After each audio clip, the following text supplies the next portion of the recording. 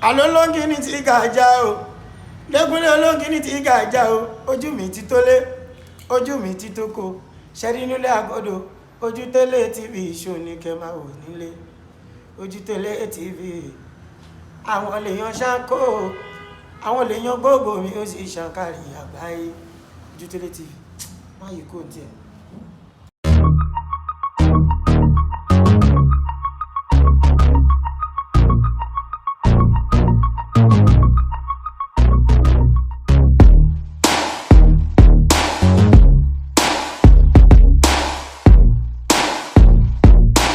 Àǹgbà tí lọ́ọ̀yà tó ní kóòtù ti ń sùn nígbà táwọn kan gbé mi lọ́kàn lọ kóòtù àwọn lọ́ọ̀yà wọn bá bẹ̀ sí sùn ẹ rí wo ni wọ́n sùn lọ wọ́n ní wọ́n máa sùn ni àwọn ọmọ olódò dẹ wọ́n lè máa sùn wọ́n ẹsẹ̀ ń jí wọ́n gbà ń dájọ́ tán ẹsẹ̀ ní òṣòògùn kò sóògùn àmọ́ àwọn tí lọ́ọ̀yà tó yẹ kó rojọ́ kóòtù nígbà dé kóòtù àti lọ́ọ̀yà ọ̀tún àti lọ́ọ̀yà òsì wọ́n mú oorun fẹ́ ẹ bẹ́ẹ̀ rí wọn. àwọn kan yẹ sọ pé èmi ló kàn ẹ́ wọ́n ní kò sọ̀rọ̀ lásán.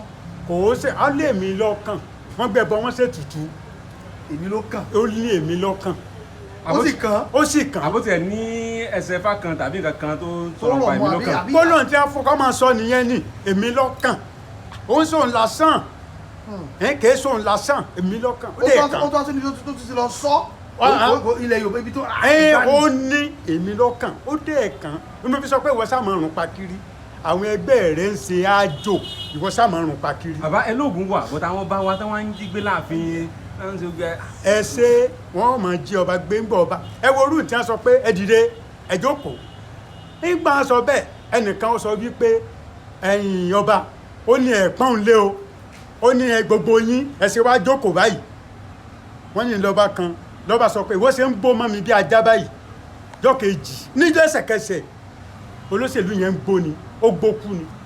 bẹ́ẹ̀ni tó lórúkọ lálẹ́ Yorùbá. tó lórúkọ dáadáa wọ́n ní sọ pé ẹ lè dìde fún mi ní èmi mo dé tẹ̀ kí mi lọ́wọ́ sọ ó sì ń gbó mọ́ wa bí ajá ó kì í máa gbó lọ ó sì gbókú. ó sì gbókú nílẹ̀ Yorùbá yìí náà. nílẹ̀ Yorùbá ohun tí a ń pè láṣẹ ẹnu tó wà lẹ́nu ọba ṣùgbọ́n ọba tó bá ti jẹ́ kó máa jẹ mídìmídì ṣàwámà tí ọmọ pọ́ yẹ kéèyàn tọ́jú ara ẹ̀ wọn ó jí gbé ẹni tó ní ẹ dìde ẹ jókòó ó gbé wọn yẹ̀ wò ni pèsè ẹ̀kú bíi kan ni torí àdúgbò ìmọ̀gbọ́pẹ́ ń jí yín gbé ó wàá lò wò ó tẹ̀sí wọn wò ó wò pé sẹ́ẹ̀sì kú bì kan ẹ̀yin tí wọ́n ń jí gbé yìí wọ́n ní ń jí yín gbé ẹ ti gẹ̀ẹ́tì mi pé ẹ̀yin tí wọ́n ń jí gbé yìí ẹ jẹ́ ń tẹ̀sí yín wò bóyá ẹ̀sì kú bì kan. lókè Ògùn lọ́hùn.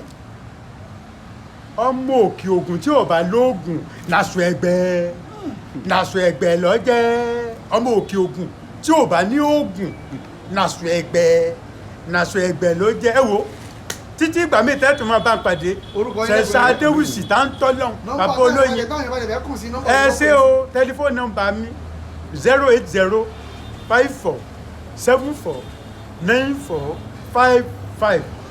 bàbá sẹ́yìn àbọ̀ olóyin àwọn èèyàn mọ̀ sí olóyin original pàápàá sẹ́yìn ń ta oyin àbí.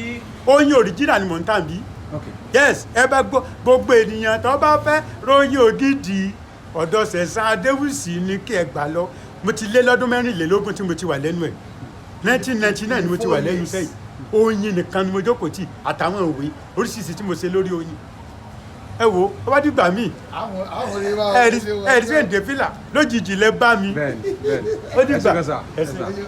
Hey, thanks for watching this video. Subscribe on our YouTube channel. Subscription is free.